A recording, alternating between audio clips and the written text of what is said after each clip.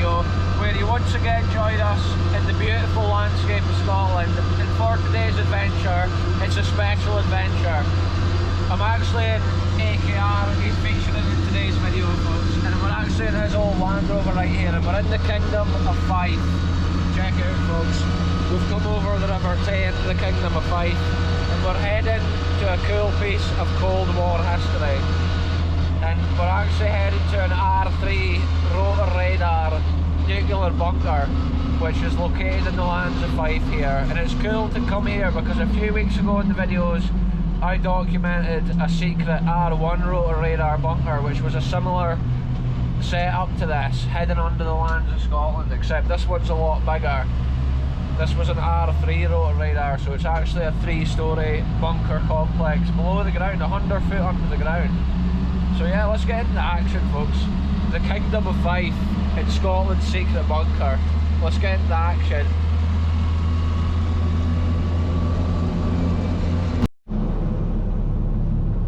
Check it out, folks, we're pulling in about the bunker here, and literally this is one of these bunkers that's built under the house. They've got a couple of soldiers here pretending it's like the real war. Check it out, folks, we've now made it to this incredible R3 rotor radar bunker, and this was actually built in 1953 at the start of the Cold War. And under my feet right now there is a nuclear bunker 100 feet deep below my feet. And in today's video we're about to go and have a look, and yeah, there's some cool surface features as well. We'll maybe have a look around here once we come back out. But yeah, it's super interesting, 1953. But the cool thing with this rotor radar bunker site, it was actually built on the site of a World War II chain home low radar site, which was aiming out over the sea here, looking for the approach of the Germans in World War II.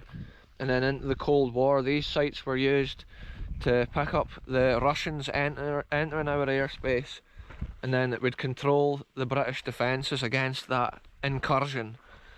So yeah, it's cool. This one's open as a museum, and we're about to head on in and have a look, folks. So let's get into the action. Today we're joined by family and friends on this adventure, folks. Check it out, folks. This building is actually built on top of the entrance to the bunker, and in here there's actually a tunnel goes from here down that slopes away in, and the main bunker's actually underneath this section here. So yeah, it's incredible. Each of these bunkers were built with the very same little bungalow on the top. So if you ever see a bungalow like this in the countryside, it's amazing what's under your feet. They've got this set up like it was genuinely the Cold War, which is cool. You can hear the radio communications coming from here. Yeah, it's amazing to see all the original communications. Look at this secure outer fence with razor wire. Most likely original from the Cold War.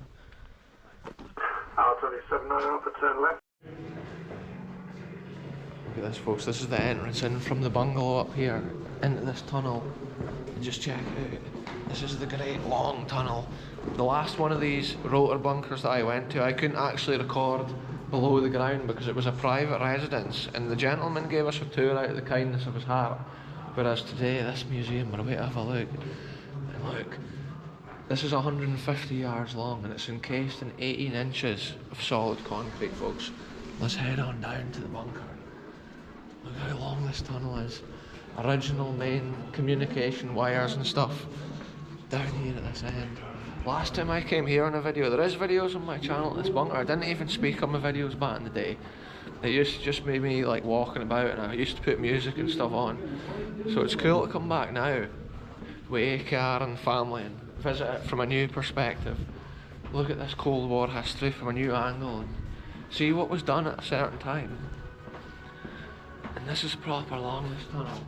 Often the approach from the bungalow was different to each bunker. They made the tunnel suit the piece of land that it was actually built within. So all the tunnels down to the bunkers are not identical. But the blast doors down here, once you get to the bottom, are identical. Check this out, folks. On the tunnel down, this must be coming to the edge of the main bunker now. Like you can see, there's actually remains of cracks and stuff leading round, and it shows these sites are sort of settling into the ground. Check out, folks, this bunker here has got the original teak flooring. Look at this here. Wow, there's the BT. That's where the telecoms and stuff used to come in. Check this out, folks. This is an idea of what may have been inside an ROC post. This is what they're showing you with the bomb power indicator, the radiation detector, and then the actual instrument to measure that used to be on the surface. And that kind of corresponds with some of the other interesting things that I visit on the channel, like the ROC bunkers that we see. Look at this. This is the main entrance to the bunker. Look at these blast doors, made of steel. 1.5 tons each. These massive doors. And at the other end of the bunker, there's actually an emergency escape tunnel, and it's got these same doors at the bottom of it. Look at the old phone. Yeah, wow, and look at these vents on the wall. This is right at the entrance. Now we're within the bunker structure. Like, caution, you're now entering a secure area. And to be in here back in the Cold War, you would be important. I love the great condition of these floors and stuff like that. See, the interesting thing with this being an R3 rotor bunker, folks, you've got this next level down here. So it's a massive underground construction, considering how far under the ground we are. Check this out, folks. There's a picture inside the ROC bunker. And that'll be like the headquarters where they were reporting to. Look at this, folks. This is interesting. This is the ROC bunker headquarters. And the interesting thing with this is all the stuff that they moved this from the main Dundee ROC bunker headquarters and they put it into this location. So you have to imagine all this stuff would have been in the Dundee bunker originally, not here. But it's cool to see it and imagine it. And up here they would have had folk controlling it. You can see the senior duty officer, the chief warning officer, group commandant, group controller, and all the way around here there's different folk that would have been involved with the Royal Observer Corps. And then all the bunkers that we visit would have reported to a site like this. And on their screens or their charts they could have figured out where the radiation and the fallout and stuff was going to go, and then they could have contacted the public servants to get the general public into the safest area possible for the maximum survival. This is just incredible, folks.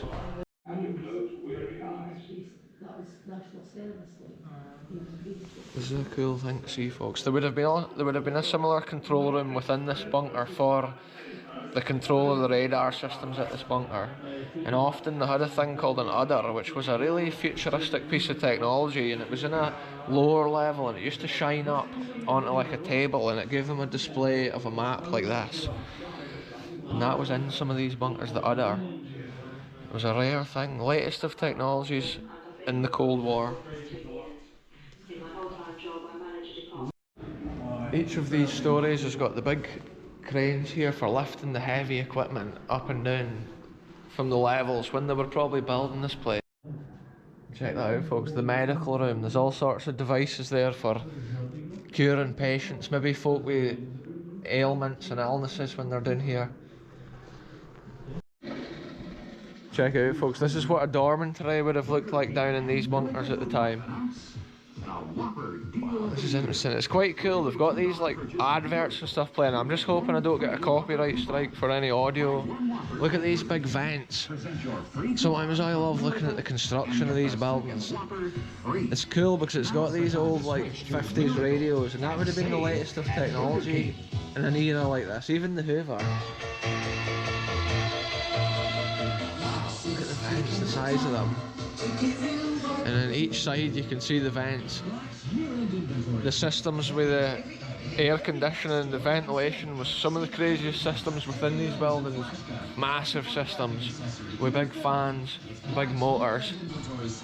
Anyway, let's head on with this adventure. Look at this, folks, there's a bunker cat. Hello there. Hello there, push push. Look, what a happy cat. Are you happy? Was you sleeping and we woke you up? Are you a good cat? There we go, folks. Hey, look, the cat in the bunker So cute. Have you been stuck in this room? Hey, the cat must just have to wait for somebody to open the door. Hey, you're a good cat. Oh, it's tired, I think it's been sleeping.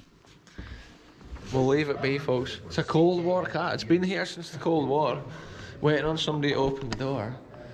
Are you allowed to go in here? The broadcasting studio. It's amazing. Yeah, I think the BBC and stuff had a room here, and they could actually broadcast to the public. If there had been a Cold War incident of major disaster, they could actually report out of here to like the general public. Look at all these different systems. This is the maintenance workshop for all this stuff. Wow, I just love all these electronic devices from the Cold War. That's where I would have worked. Yeah, wow, look, there's even an old cine projector kind of thing. Look at that, like, voltmeter thing up on the top. Wow, look, there's a frequency generator. Yeah, there's actually one in the next door room similar to mine. Oh, wow.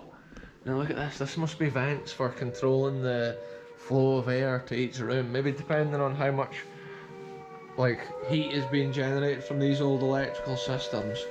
Then look at this, folks, this is the studio. Look at the massive JBL components. Fallout warning. When fallout is expected, you will hear three We are stepping back in time.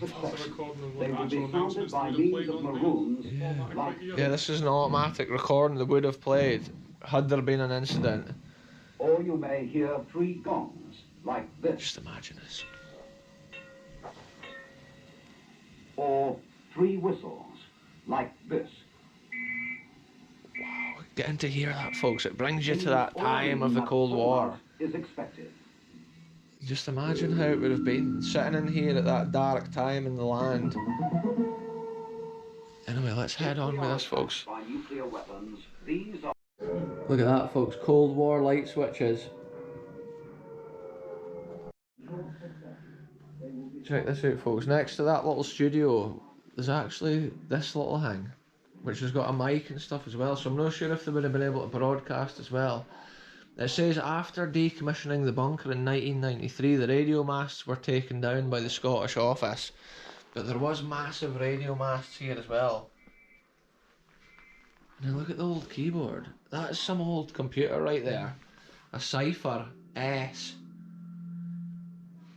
And like I say, in these bunkers, they had the latest of technology. Think about 1953, and they're using stuff. But I suppose some of the technology could have been up nearer the 1993 end of the time period. Just think at the end of the Cold War, folks, places like this, they weren't needed anymore. So for it to be in such a great condition, credit to the owners of this place. Look at the size of this air duct here leading down to the lower level of the bunker. And it's mad when you're so deep under the ground to think there's even more lower down below your feet. Shout out the Russian viewers that watch the channel, folks. Look at this. The Soviet branch of service insignia. And this would be if there was any downed pilots or anything like that. You can actually tell what they're doing in the Russian military. That's so interesting to see. Look at that, folks. In there is an old Cold War Geiger counter. Well, radiation detector. That's what they would have used out on the land. The people from the ROC bunker would often hear a thing like that, and they would go out and test the radiation. So there we are, folks. I actually just had a delicious cup of coffee down here. There's actually a cafe. If you come with the family, you can get yourself a cuppa. Look at this, we've now come at the end of the corridor, and this is the wee chapel which they would have had down here. And look, there's even an organ. In memory of those who gave their lives, keeping the peace throughout the Cold War. And with these videos, we can also remember the memory of those who served during the Cold War, but also the history of the constructions that were built back at that time, what remains of them. Check out, folks, we're now going to the even lower level. Here's another one of these Cold War switches. I'd love to see it. Original features like that. Look, here we go, look, all these underground corridors. Whoa, I felt the floor move. Look at this, this is the actual main control room where they would have controlled the R3 rotor radar system that this whole building was all about. Wow, look at this here, wow. Often the main chief sort of folk from the area would have survived in an area like this. The Minister of State, he had overall authority for all wartime operations, and this is where he would have been chilling out. This is his desk, and then you could imagine him getting important figures up from different sectors to have conversations about crucial things to do with the defence and the control of the defence. And yeah, look at the control room through there. It's almost like a scene from James Bond or whatever, but this is reality, folks. And look, there's even scientific advisors, and the reason they had stuff like that is because the fallout and the radiation was such a new thing in the early 50s. The science behind it was often one of the main things that they were studying, so they had the upper hand with the nuclear capabilities and defences. I love with this bunker, folks, the way the floors and everything's in such great condition. Kind of how we saw the wooden floor in the level above, we can actually see here, look, it's cement with like a lino kind of stuff on it. So that's maybe because we're at the lower level of the bunker. The cool thing with these bunkers, folks, they were actually built, and the ground is not actually built directly to the edge of them. There's actually an air pocket, so the structure's separate to the ground around it. So if there was a massive blast, the shockwave would travel around the construction without damaging anything. And look at this. The signed liaison officers from the continent, in this case France and Belgium, sector is in contact with RAF Fighter Command. See that film's actually available on YouTube. Right. I've seen that before. And the Royal Navy through ADOC. There is some super interesting documentaries about the rotor radar system and that on YouTube, folks, that you can check out. But it's cool to come with this video and come right into the heart of it, and to see these control rooms. The way the maps are, you can see how they would have monitored the fallout as it travels across the land. See those green dots? That would be rotor radar sites. Chain home would it be, or rotor radar? It must be rotor radar. Both, yeah. Oh, it is interesting to see. I always say that on the videos, it is interesting. Wow. Let's have a look through here. Check this out here, folks. The computer here was linked to the national database system with full access to the National Defence computer. And that was the equipment and supplies officer right there. Maybe for controlling the equipment and supplies on the surface for the maximum optimisation and efficiency of what they had available. Like you can see on the screen, don't know how well it comes out, but they're drawn on one of these maps. They would have constantly been updating these maps with the latest information from like the ROC bunkers and their other radar sites over the country. Most commonly it was an airburst, which was the type of detonation, so it would blast in the air, and they used to use the Met Office and stuff, so they got an accurate representation of where the nuclear fallout was going to go. Anyway, let's head on round, folks. Look over here, here's the air conditioning plant and main switchgear. Look, this is one of the coolest rooms in this place. Are you allowed to go in? No, I don't think so. Oh, look at it too, folks, this is so cool. Wow, that would have been amazing to go in there. That's where the air compressors and stuff is. See the thing too, look. Look at this here, the box. The interesting thing with this, the sewage pipes was actually using air pressure. There was no pipes going out at ground level, they were all on the surface. So they used air pressure to blast the sewage up to the surface to their sewage system that was up there. And sometimes if that system went wrong, it would blast pungent sewage out into the bunker. And yeah, it's interesting to see all those systems. There's even a desk up there. Maybe the maintenance guy had a chair up there. The engineer who looked after a lot of it would have sat. Yeah. Wow. So cool, folks. This is known as the Anstruther Civil Defence Site, but I'm sure in World War II this was called RAF Troywood, and that was when it was the chain home radar World War II site. Yeah, wow. So on the door here it said this is from the 1960s to the 1980s, folks, and look, this is the same room that we looked into a minute ago. I was just looking at the old signs here. Yeah, this is a closer look at the main control room. You can see the computer room and the technologies. That would be the computers they were using in the 90s. Probably originally like more crude technology.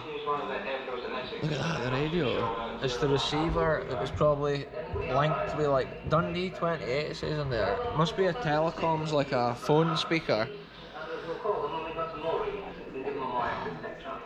I just love to see it. Yeah, look, there's a English Electric Lightning on the video. That's my favourite fighter jet, and that's the sort of jets that were getting scrambled from places like this in the early days. And then there was another fighter jet there, I'm not sure. I missed what it was, folks, I just saw the side of it. Look at that, civil protection, community advisor, training course notes. Look, agriculture, fisheries and food, and the reason they would have had this is because if the land was devastated, they needed ways of getting the country back on its feet.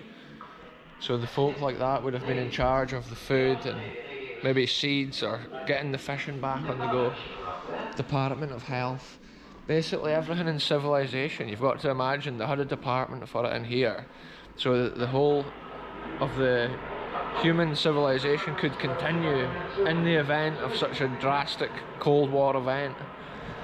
Up here, like emergency services, the Treasury, the Department of Transport, and then up here the emergency services would have had their own room.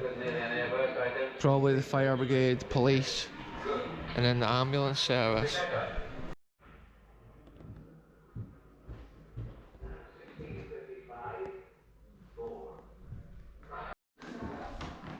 Check out, this is a communications centre here. Oh look, here's telephone switchboards room, look at this. Wow.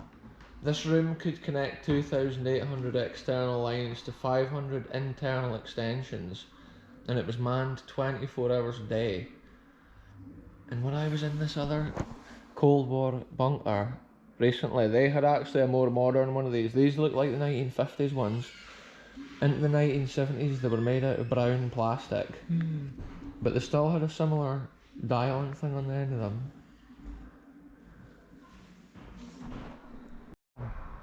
Look at this, folks. Coded and uncoded messages here could be transmitted from this teleprinter centre to the military HQ, as well as regional district councils and emergency planning officers. And that was the sort of people up on the surface that were trying to keep the country going, all being controlled from little places like this.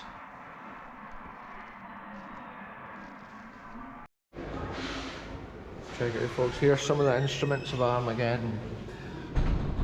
That's actually the telecoms box they used to use in the ROC bunkers.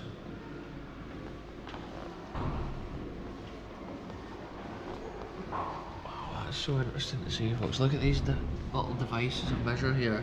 Radiation detector. Wow, yeah, that's the more modern one. See that box? That's what would have gone into the hole in the desk. Some ROC bunkers has got a rectangular hole. That used to slot down into it. Look at this, folks. The bunker here's got a room called the Armory, but this wouldn't have been the original armory for the bunker because it was actually up on the surface, inside the original bungalow. So this stuff's obviously brought down here as part of the museum. But it's still pretty cool to see. Document here on the channel. Proper weapons of war. Look at that, an L50A1 round right there. Yeah, look at the different bombs and missiles right here. They say drill on them, and I believe that must be practice rounds or whatever. Look at that, a Tommy gun right there, Thompson, M1A1, and I believe that was the first automatic machine gun that was made there from like the Americans. Wow, and then all the rifles, M1 carbine, SKS assault rifle, STG 58 light machine gun, a K98 Mauser rifle, a Lee Enfield number 4, you know these folks, British World War II popular rifle. And then this one here, it's a DP machine gun, and it looks cool. What else do we have? An Uzi machine, a submachine gun. Wow. Look at that unit there, the Lewis machine gun, and that's what people theorised the anti-aircraft positions that I was at Stracathro Aerodrome. One of my viewers was theorising that the Lewis machine gun was used there, and they're interesting because they were water cooled, I believe. I'm sure there was some device up here for cooling them. Look at that, that would have been for cooling as well.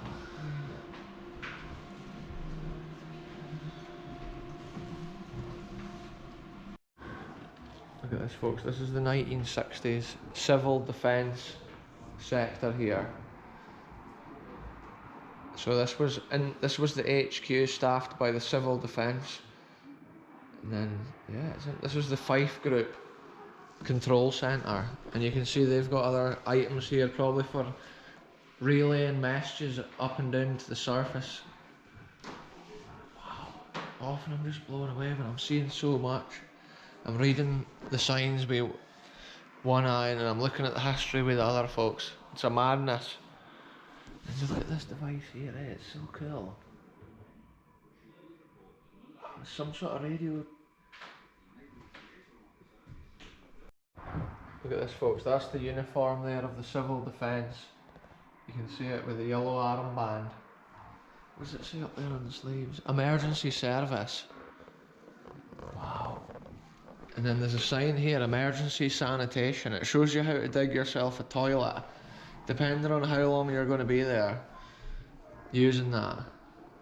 So it just shows you everything was thought of back at that time. Check out, folks, RAF operations. Look at this.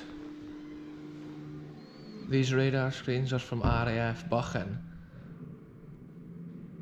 And this is the actual display units on which the very last intercepts of Soviet incursions into the UK airspace was detected and monitored. That was before the fall of the Soviet Union. Wow.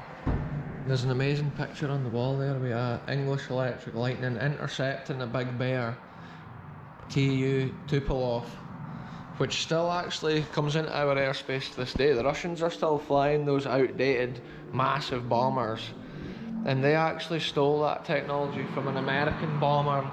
I think it was a B-50 bomber or whatever that crashed in Russia in the early 50s, and then from that day onwards the Russians had the technology and the ability to fly in our airspace.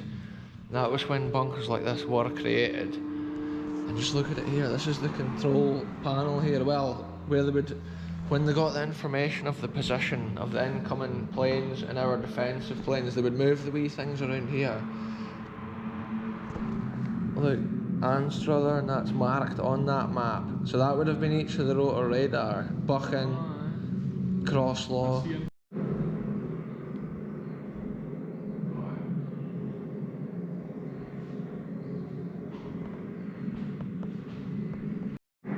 Look at that, folks, there's one of the best fighter jets of all time in my opinion, the English Electric Lightning.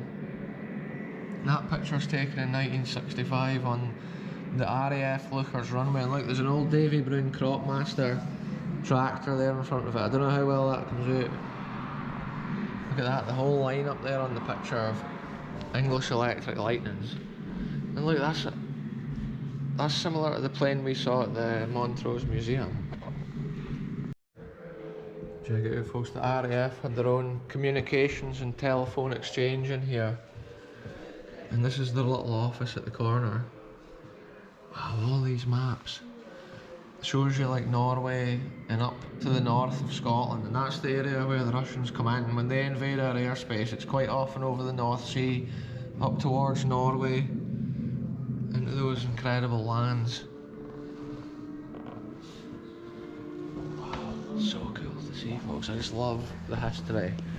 And because I visit so many abandoned places, to see one that's no abandoned, it's just a madness. Look at this, folks, here's part of the R3 rotor radar, and look, it shows you the building over there. That's similar to the building we saw recently at the R1 rotor radar site, and this is one of the ladders off the building. So it's cool to put it in here. It's amazing to see that in the museum. They would have had a wooden fire door, but also in front of that, a massive thick concrete door on each of those buildings. It was like a foot thick. and that was to protect the radar equipment at the event of a nuclear detonation. But there's no word of that big thick door on here. So check this out, folks. This is what a Type 80 modular syntometric range 200 miles radar used to look like. This is a Type 17 metric range up to 200 miles. Look at this, a Type 14, 180 miles it can see. And then this Yankee FPS3, also 200 miles. And that's the sort of building that would have been outside this site over the top of that stone construction. Look at this, folks. This is one of the coolest rooms within this bunker. This is all the original telephone exchange wires and connections, and you can see the size of it all, the amount of individual wires. Wow, absolutely incredible, folks. And then in each room there's a film telling you about the technology involved. Yeah, look at this, folks. This historic imagination residing in a caravan which, despite many improvements, has remained basically the same until the present day. Each of these for telephone lines, folks. Control of telephones. Back then, one of their few ways of communication, but also they had a backup high frequency radio system that they could use, according to one of the signs that I read. Wow, look at that thing there on the trolley.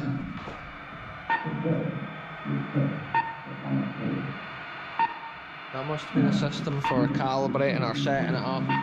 And see this thing here beeping, folks, that would have been in every main building over the country, like police stations, schools, fire stations, even hospitals. And if it was beeping like that, everything was good. But if that beep became a steady buzz, then you knew that there had been a nuclear detonation on the land, and you had to run to your nearest shelter, or you had to have a plan to like hide under a table and create yourself a little kind of bunker in your house, so you had a maximum chance of survival. But that's a real thing. If that had started beeping, there were certain folk with the job of sounding alarms, and there is actually an alarm on the outside of this building, similar to a World War II air raid siren, but this one's Cold War siren.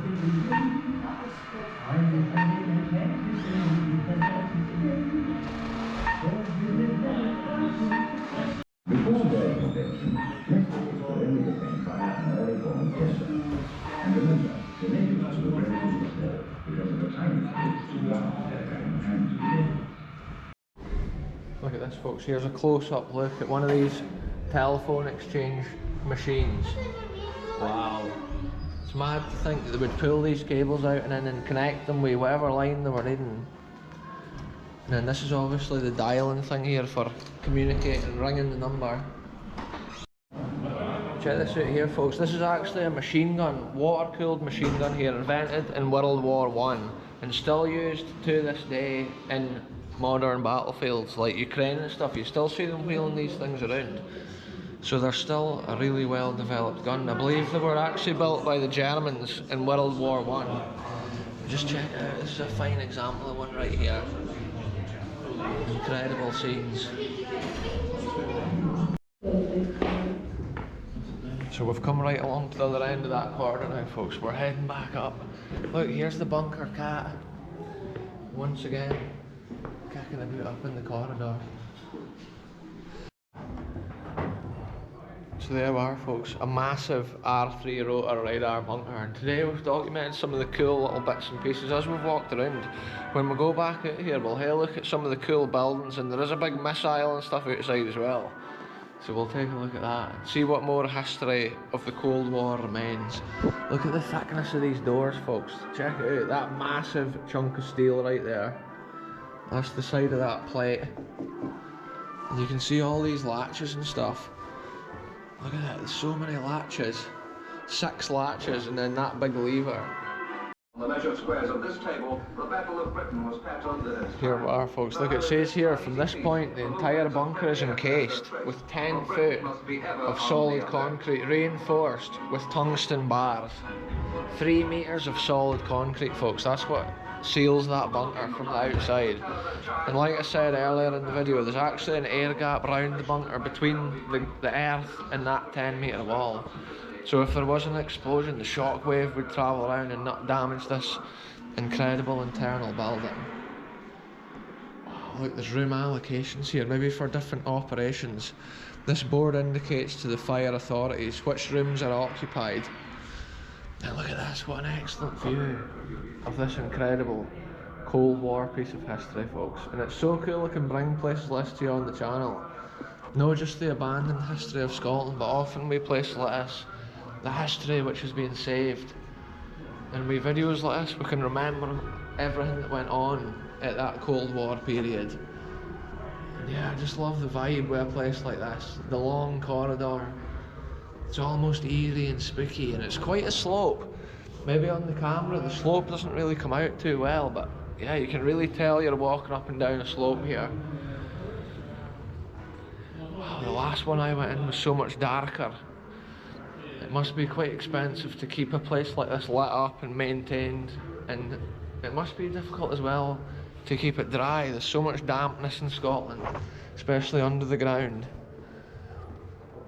And here we are coming back into the footprint of the cottage. Well, the little bungalow here.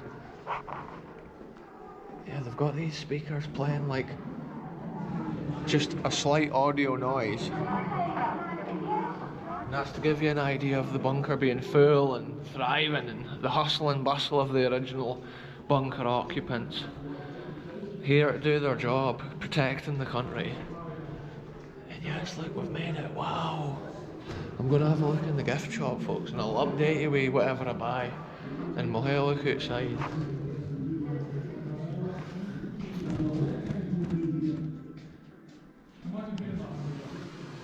Absolute madness. And in each of these bunkers, they were all the same, look at these bits. Wow. It says on the sign here, weapons must be carried at all times.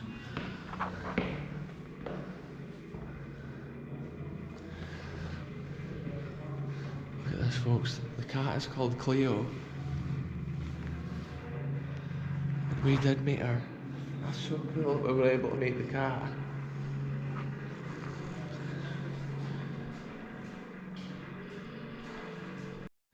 Look at this, folks, this is the original bungalow door here, and it's amazing to see. Look at the big latches, but also the steel construction, equally as thick as the lower bunker door. And that shows how many layers that you had to bust through back in the day. And from the little gift shop, I've just bought, folks, a 50 cal bullet, a new wallet there, folks. And then look at this here, I got an old newspaper, a replica newspaper from 1940, and we'll cover that in a future video with our explorers of some RAF locations. A paper like this gives us an idea of what was in the press back in the times when these airfields and stuff were in use. And look at this, the vehicles here. We've actually got an old ambulance, similar to one of the ones that we saw when we went to the Glams extravaganza. And then we've got this gentleman here manning the gate, as it would have been back in the day when it was in its prime. The gentleman would have stood there with a rifle, waiting on incoming enemies or whatever, or checking whoever's at the door. An interesting thing, over at the far side here, in the field, you can see the old radar buildings there, and on top of each of them would have been a radar assembly. And look at this truck, it's got the old Cold War surface-to-air missile in it. Wow, look at the size of that missile, folks. The truck's a bit sadly worse for wear, it looks super rusty. Wow, that's amazing. And look, there's even tanks and stuff like that.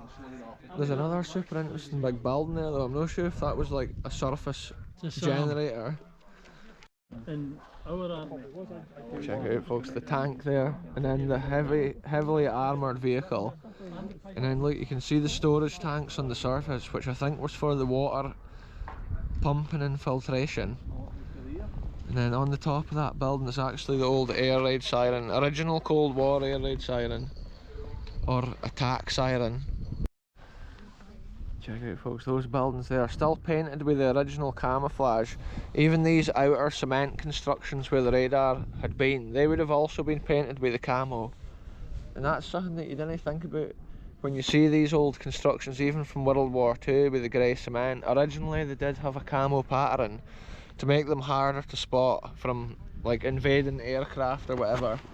And there has been a lot of these radar positions. At the last one I went to, at the R1 site, there was literally just 5 buildings, but here it looks like there's been a lot more. And we can see right out to the sea there, the North Sea. And that's what they were doing here. They were picking up, in World War II, the low flying aircraft with the chain home low radar. But then in the Cold War, these radars were picking up miles away, like 200 miles away, they could pick up the incoming attack. But the crazy thing, I can actually see the part of the radar dish. It's still lying down there behind the shed, and it's such a shame that I can't actually go closer and see it. Look at that, folks, this machine here is called a Fox, and you can see it's got the machine gun on the top. And then that's the bunker over there, basically. The bunker we were just in is underneath this piece of land. Look at this, folks, these are actually tracking radars here that were used for tracking crafts when they were pinpointing it with our surface-to-air missiles. These are the sort of radars they would use to track the aircraft until the moment of the explosion, when the surface-to-air missile met the target. And they often had a couple of these so that obviously they could get an accurate pinpoint of the plane or whatever it was they were trying to shoot down. Sometimes these surface-to-air missiles were actually shooting at other missiles that were coming into British airspace.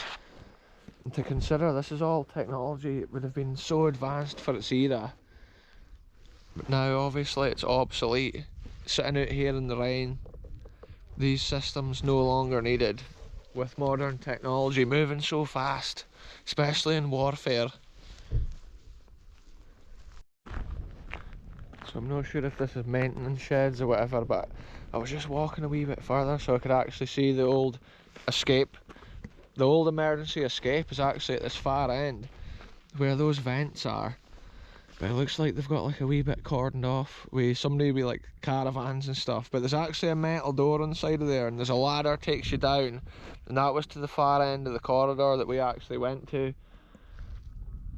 When we were down under there, we walked right to the bottom of there basically. And then there's, when you get to the bottom of the stairs at this end, there's more big massive metal doors sealing the bunker from the blast and the detonation. But it's mad to see that and to imagine what is under your feet at a site like this. So I think the vents on that emergency escape have been altered since the original construction in 1953. But obviously sites like this were developed and changed, whatever the latest technology that was required, they basically had to fit it and keep it up to date. And then one day obviously the technology moved so far that the place just wasn't needed. So it is cool that this scene's kept in such great condition. It's been cool to come today and video what we've seen.